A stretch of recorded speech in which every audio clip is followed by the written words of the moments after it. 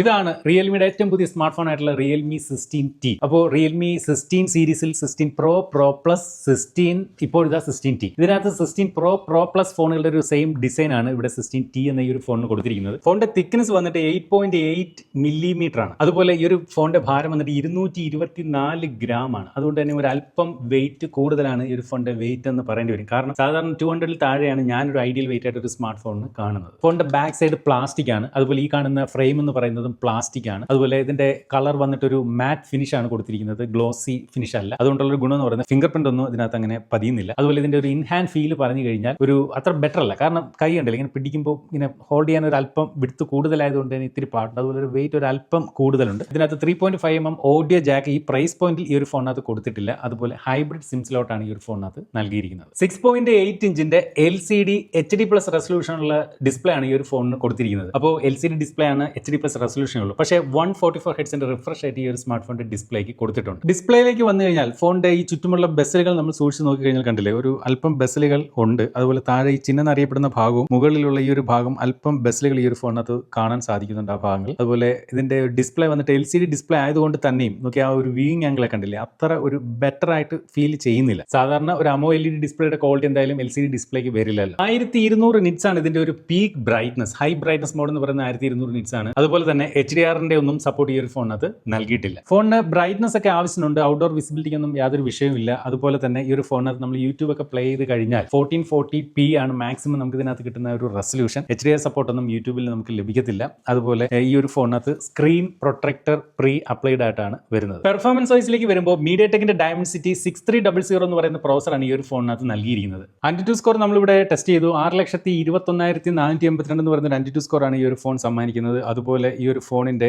CPU throttling test ചെയ്തു. 94% ആണ് CPU throttling. അപ്പോൾ ത്രോട്ട്ലിംഗ് ഇഷ്യൂസ് ഒന്നുമില്ല. AnTuTu സ്കോർ ഈ ഒരു ഫോണിന്റെ പ്രൈസ് പോയിന്റിൽ ഇതിൽ നിന്ന് മികച്ച പെർഫോമൻസ് കിട്ടുന്ന വേറെ ഫോണുകൾ ചിലതൊക്കെ ഉണ്ട് എന്നുള്ളത് ഓർമ്മ വേണം. മാക്സിമം നമുക്ക് 8GB റാം 256GB ഇന്റർണൽ സ്റ്റോറേജിൽ ലഭിക്കും. LPDDR4X ടൈപ്പ് ആണ് റാം. അതുപോലെ UFS 2.2 ആണ് സ്റ്റോറേജ് ടൈപ്പ്. നമ്മൾ ഈ ഒരു ഡിവൈസിലാണ് BGMI എക്സ്പീരിയൻസ് ചെയ്യുന്നത്. ഈ ഒരു സ്മാർട്ട് ഫോണിൽ ഗ്രാഫിക്സ് സൂപ്പർ സ്മൂത്തിൽ ഇട്ട് കഴിഞ്ഞാൽ എക്സ്ട്രീം സെറ്റിംഗ്സിൽ ഗെയിം പ്ലേ സാധ്യമാണ്. ഈ ഒരു പ്രൈസ് പോയിന്റിൽ ആവറേജ് ആയിട്ടുള്ള ഒരു ഗെയിമിംഗ് എക്സ്പീരിയൻസ് മാത്രമാണ് ഈ ഒരു സ്മാർട്ട് ഫോൺ തരുന്നത്. ചെറിയ രീതിയിലുള്ള ഫ്രെയിം ഡ്രോപ്പോ കാര്യങ്ങളൊക്കെ കാണാൻ സാധിക്കുന്നുണ്ട്. കാഷ്വൽ ഗെയിമിങ്ങിന് മാത്രമായിട്ടുള്ള ഒരു സ്മാർട്ട് ഫോൺ ആയിട്ടാണ് ഇതിന്റെ ഗെയിമിംഗ് എക്സ്പീരിയൻസ് നൽകുന്നത്. അല്ലാതെ ഒരു ഗെയിമിംഗ് സ്മാർട്ട് ഫോൺ ആയിട്ട് ഈ ഒരു സ്മാർട്ട് ഫോണിനെ പരിഗണിക്കാൻ സാധിക്കുന്നതല്ല. കൂടാതെ ഗെയിമിങ്ങിനെ സപ്പോർട്ട് ചെയ്യാനായിട്ട് അഡീഷണൽ ഓപ്ഷൻസും നൽകിയിട്ടുണ്ട്. ബാറ്ററിയാണ് ഈ ഒരു ഫോണിന്റെ ഏറ്റവും വലിയ ഹൈലൈറ്റ് എന്ന് പറയേണ്ടി വരും. കാര്യം 8000 mAh ബാറ്ററി, 45 വാട്ടിന്റെ ഫാസ്റ്റ് ചാർജിംഗ് സപ്പോർട്ട്, 45 വാട്ടിന്റെ ചാർജർ ബോക്സിനകത്തും നൽകിയിട്ടുണ്ട്. ക്യാമറയുടെ കണക്കുകളിലേക്ക് വന്നു കഴിഞ്ഞാൽ ഫോണിന്റെ ബാക്കിൽ 2 ക്യാമറകളാണ് കൊടുത്തിരിക്കുന്നത്. അതായത് 50 MP ഒരു പ്രൈമറി ക്യാമറയും 2 MP ഒരു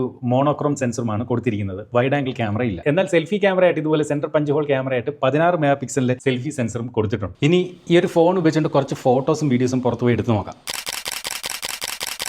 ഈ ഒരു ഫോണിന്റെ ക്യാമറയുടെ ക്വാളിറ്റിയെ കുറിച്ച് പറയുകയാണെങ്കിൽ നമ്മളൊരു 100 ഫോട്ടോ എടുത്താൽ ഒരു 60 ഫോട്ടോയെ നല്ലത് കിട്ടുന്നുള്ളൂ. അതായത് പല കണ്ടീഷനിലും പല ടൈപ്പ് ഫോട്ടോകളാണ് തരുന്നത്. കുറേ ഫോട്ടോകൾ എടുക്കുമ്പോൾ കുറച്ചൊക്കെ നല്ല ഫോട്ടോകൾ കിട്ടുന്നു എന്ന് വേണം പറയാം. സാധാരണ ഔട്ട്ഡോറിൽ എടുക്കുന്ന ഫോട്ടോകളാണ് പല ഫോണിലും നല്ലത്. ഇൻഡോറിലേക്ക് ലോ ലൈറ്റിലേക്ക് വരുമ്പോൾ അല്പം പതർന്നാണ് പല ഫോണുകളിലും കാണുന്നത്. എന്നാൽ ഈ ഫോണിനകത്ത് നേരെ തിരിച്ചായിരുന്നു. ഇൻഡോറിൽ അല്പം ലോ ലൈറ്റിലേക്ക് എടുത്ത ഫോട്ടോകൾ ഒരു നല്ല രീതിയിൽ കിട്ടിയിട്ടുണ്ട്. എന്നാൽ ഔട്ട്ഡോറിൽ എക്സ്ട്രാ ലൈറ്റ് ഭയങ്കരമായിട്ട് ക്യാമറയിലേക്ക് കിട്ടുന്ന സമയത്ത് ആ ലൈറ്റിനെ കൺട്രോൾ ചെയ്യുന്നതിൽ ഈ ഫോണിന്റെ ക്യാമറ ചെറുതായിട്ട് പതറുന്നതായിട്ട് കാണാം. ഔട്ട്ഡോറിലെ പടങ്ങൾ മുഴുവൻ മോശമെന്നൊന്നും പറയുന്നില്ല, എങ്കിലും കുറേയൊക്കെ മോശമായിട്ട് കിട്ടുന്നുണ്ട്, കുറച്ച് നല്ല ഫോട്ടോകളും കിട്ടുന്നുണ്ട്. കളറൊക്കെ അത്ര പെർഫെക്റ്റ് ആയിട്ടുള്ള ഒരു റീപ്രൊഡ്യൂസിംഗ് അല്ല ഈ ഒരു ഫോണിന്റെ ക്യാമറ നൽകുന്നതെന്ന് വേണമെങ്കിൽ പറയേണ്ടി വരും. ഞാൻ ഈ പറഞ്ഞു തന്നെയാണ് ഇതിനകത്ത് മനസ്സിലാക്കാനുള്ള കാര്യം. 100 ഫോട്ടോകൾ എടുത്താൽ അതിനകത്ത് ഒരു 60 എണ്ണം നല്ലത് കിട്ടും. ബാക്കി കൊള്ളാത്തങ്ങ് ഡിലീറ്റ് ചെയ്ത് കളഞ്ഞാൽ മതി, ഇല്ലേ? പ്രശ്നം തീരും. അതുപോലെ വീഡിയോ ക്വാളിറ്റിയെ പറ്റി പറഞ്ഞു കഴിഞ്ഞാൽ ബാക്ക് ക്യാമറയിലൊന്നും നമുക്ക് ഈ OIS അഥവാ ഒപ്റ്റിക്കൽ ഇമേജ് സ്റ്റെബിലൈസേഷൻ ഒക്കെ ഇല്ലാത്തതുകൊണ്ട് തന്നെ അത്രയും ഒരു സ്റ്റേബിൾ ആയിട്ടുള്ള ഫൂട്ടേജ് കിട്ടുന്നില്ല. അതുപോലെ സെൽഫി ക്യാമറയും അത്രയും സ്റ്റെബിലൈസ്ഡ് ഒന്നും അല്ല. സെൽഫി ഫോട്ടോകളും വീഡിയോകളും പറ്റി പറഞ്ഞു കഴിഞ്ഞാൽ കുറച്ച് കോൺട്രാസ്റ്റ് കൂടിയ ഫോട്ടോകളും വീഡിയോകളുമാണ് സെൽഫി ക്യാമറയിൽ നൽകുന്നത്. സാധാരണ ബാക്ക് ക്യാമറ അപേക്ഷിച്ച് പല ഫോണുകളും സെൽഫി ക്യാമറയിലേക്ക് വരുമ്പോൾ കുറച്ചുകൂടി ബാക്ക് ക്യാമറ അപേക്ഷിച്ച് മോശമാകുന്നതായിട്ട് കാണാറുണ്ട്. പക്ഷേ ഇവിടെ സെൽഫി ഫോട്ടോയും വീഡിയോ ഒരുവിധം കുഴപ്പമില്ലാത്ത ഒരു ക്യാമറ പെർഫോമൻസ് ആണ് തരുന്നത്. അപ്പോൾ ഇത് തന്നെയാണ് എനിക്ക് പറയാനുള്ളത്. ഈ ഒരു സ്മാർട്ട് ഫോണിന്റെ ക്യാമറയ്ക്ക് ഞാൻ 100ൽ ഒരു 60 മാർക്ക് കൊടുക്കും. ഈ ഫോണിന്റെ പ്രൈസ് റേഞ്ചിൽ നമുക്ക് ഇതിനകത്ത് വൈഡ് ആംഗിൾ ക്യാമറ ഇല്ല എന്നുള്ളത് എന്ത് തന്നെയായാലും ക്യാമറയിൽ വരുന്ന ഒരു കുറവാണ്. അതുപോലെ ബാക്ക് ക്യാമറയിൽ പോലും നമുക്ക് 4K റെസൊല്യൂഷൻ സപ്പോർട്ട് ഇല്ല എന്നുള്ളതും ഇതിന്റെ ക്യാമറയിൽ വരുന്ന ഒരു കുറവ് തന്നെയാണ്. അതുപോലെ റിയൽമി റിയൽമിയോട് എനിക്ക് പറയാനുള്ള ഒരു കാര്യം എന്ന് പറയുന്നത് ഇതിന്റെ ക്യാമറയുടെ സോഫ്റ്റ്വെയർ സൈഡ് കുറച്ചുകൂടി ഒന്ന് ട്യൂൺ ചെയ്തെങ്കിൽ, ഫൈൻ ട്യൂൺ ചെയ്തെങ്കിൽ, കുറച്ചുകൂടി ബെറ്റർ പ്രോസസ്സിംഗ് ഒക്കെ നൽകിയിരുന്നെങ്കിൽ കുറച്ചുകൂടെ ബെറ്റർ ഫോട്ടോസ് ഈ ഒരു ഫോണിന്റെ ക്യാമറ തന്നേനെ. കാരണം ഇതിന്റെ ആ പ്രൈമറി സെൻസർ എന്ന് പറയുന്നത് അതിന്റെ ഹാർഡ്വെയർ കൊള്ളാം, 50 മെഗാ പിക്സലിന്റെ ഒക്കെ സെൻസർ ഒക്കെ കൊടുത്തിട്ടുണ്ട്. പക്ഷേ അത്രയും ഒരു ബെറ്റർ ആയിട്ടുള്ള റിസൾട്ട് നമുക്ക് കിട്ടുന്നില്ല. അപ്പോൾ കുറച്ചുകൂടെ സോഫ്റ്റ്വെയർ സൈഡിൽ ഒന്ന് ട്യൂൺ ചെയ്താൽ കുറച്ചുകൂടെ ബെറ്റർ ആയിട്ടുള്ള ഫോട്ടോകൾ കിട്ടും. അതൊരു പക്ഷേ വരും സോഫ്റ്റ്വെയർ അപ്ഡേറ്റിൽ റിയൽമി ചെയ്യുമെന്നാണ് പ്രതീക്ഷ. ക്യാമറയെ പറ്റി പറഞ്ഞാൽ നമുക്ക് വീഡിയോ വിഭാഗത്തിൽ നമുക്ക് ബാക്ക് ക്യാമറ ഉപയോഗിച്ചുകൊണ്ട് ഫുൾ HD 30, അതുപോലെ തന്നെ സെൽഫി ക്യാമറ ഉപയോഗിച്ചുകൊണ്ട് ഫുൾ HD 30 FPS വീഡിയോകൾ ഷൂട്ട് ചെയ്യാൻ സാധിക്കും. ഈവൻ ഫുൾ HD 60 FPS വീഡിയോകൾ പോലും ഷൂട്ട് ചെയ്യാൻ സാധിക്കത്തില്ല. അതുപോലെ 4K പറ്റി നമുക്ക് ചിന്തിക്കുക പോലും വേണ്ട. ഫോണിനകത്തെ ബ്ലോട്ട് വോയിസുകളെ പറ്റി പറഞ്ഞാൽ കുറച്ച് ബ്ലോട്ട് വോയിസുകളുണ്ട്. നമുക്ക് ഇവിടെ കുറേ ഗെയിമുകൾ ഇതുപോലെ പ്രീ ഇൻസ്റ്റാൾ ആയിട്ട് അനാവശ്യമായിട്ട് ഈ ഒരു ഫോണിനകത്ത് വരുന്നുണ്ട്. പിന്നെ അത്തരം ആപ്ലിക്കേഷനുകൾ വേണമെങ്കിൽ നമുക്ക് അൺഇൻസ്റ്റാൾ ചെയ്ത് കളയാൻ സാധിക്കും എന്നുള്ളതാണ് മറ്റൊരു പ്രത്യേകത.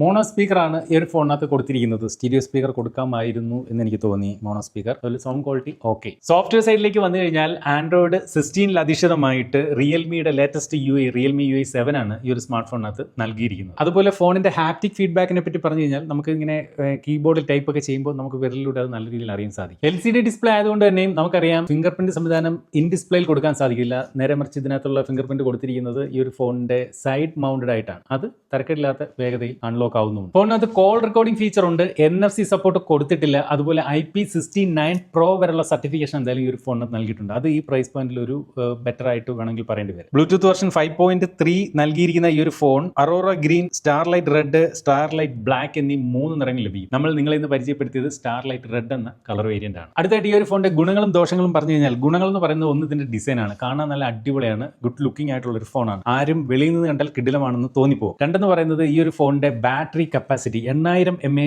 ബാറ്ററി കപ്പാസിറ്റി തന്നെയാണ് ഇതിന്റെ ഒരു ഹൈലൈറ്റ് എന്ന് വേണമെങ്കിൽ പറയേണ്ടി വരും. ഒരു 3 ദിവസത്തെ ബാറ്ററി ലൈഫ് നമുക്ക് ഒന്നും പേടിക്കാതെ 3 ദിവസത്തിന് അടുത്തുള്ള ഒരു ബാറ്ററി ലൈഫ് ഒരു നോർമൽ യൂസറിന് ലഭിക്കും. അതുപോലെ IP rating IP69 Pro rating ഉണ്ട്, മിലിറ്ററി സ്റ്റാൻഡേർഡ് റേറ്റിംഗ് ഒക്കെ ഉണ്ട്. അതുകൊണ്ട് തന്നെ ഈ ഫോണിന്റെ ഒരു ഡ്യൂറബിലിറ്റിയും ബെറ്റർ ആണെന്ന് പറയേണ്ടി വരും. പിന്നെ ക്യാമറ ഈ പറഞ്ഞ പോലെ നോർമൽ ക്യാമറ ബാക്കിൽ 50 മെഗാ പിക്സലാണ്. അത് ഉപയോഗിച്ചെടുക്കുന്ന ഫോട്ടോകൾ ഓക്കെ എന്ന് പറയാം, വലിയ തരക്കേടില്ല. എന്നാൽ ഈ ഒരു ഫോൺ ഈ പ്രൈസ് പോയിന്റിൽ LCD ഡിസ്പ്ലേ ആണെന്നുള്ളത് വേണമെങ്കിൽ കുറവായിട്ട് പറയാം. അതുപോലെ റെസൊല്യൂഷൻ വന്നിട്ട് HD+ റെസൊല്യൂഷനേ ഉള്ളൂ, അതൊരു കുറവായിട്ട് പറയാം. ഇതിന്റെ പെർഫോമൻസ് വൈസ് നോക്കി കഴിഞ്ഞാൽ ഈ പ്രൈസ് പോയിന്റിൽ കുറച്ചുകൂടെ ബെറ്റർ പെർഫോമൻസ് ഉള്ള ഫോണുകളുണ്ട്. അതുപോലെ NFC ഇല്ല, മോണോ സ്പീക്കർ ആണ് ഫോണിനകത്ത് കൊടുത്തിരിക്കുന്നത്. വൈഡ് ആംഗിൾ ക്യാമറ ഇല്ല എന്നുള്ളതും ഈ ഒരു ഫോണിന്റെ കുറവാണ്. അടുത്തായിട്ട് ഈ ഒരു ഫോണിന്റെ പ്രൈസിംഗ്, ആക്ച്വലി ഈ വീഡിയോ ചെയ്യുന്ന സമയത്ത് എനിക്ക് പ്രൈസിംഗ് അറിവായിട്ടില്ല. ഞാൻ ഈ ഒരു ഫോൺ ഇതിന്റെ സ്പെക് വൈസ് എനിക്ക് നോക്കിയിട്ട് ഒരു പണ്ട് 10000 രൂപയ്ക്കൊക്കെ താഴെ കിട്ടുന്ന ഫോണാണ്. ഇപ്പോഴത്തെ പ്രൈസ് റേഞ്ചിലാണെങ്കിൽ ഒരു 20000 രൂപയ്ക്ക് താഴെ ഒരു 19999 ബേസ് വേരിയന്റ് വിറ്റാൽ ഓക്കെ ആണെന്ന് പറയേണ്ടി വരും. അതിന് മുകളിലേക്ക് ചിലപ്പോൾ പോകാതിരിക്കാൻ അറിയില്ല. പക്ഷേ അതിന് മുകളിൽ പോയാൽ അത്ര വർത്തിയെന്ന് എനിക്ക് പറയാൻ പറ്റില്ല. എന്തായാലും 19999 വരെ പോകാമെന്നാണ് എനിക്ക് ഈ ഒരു ഫോണിന്റെ പ്രൈസിംഗ് ഞാൻ ഈ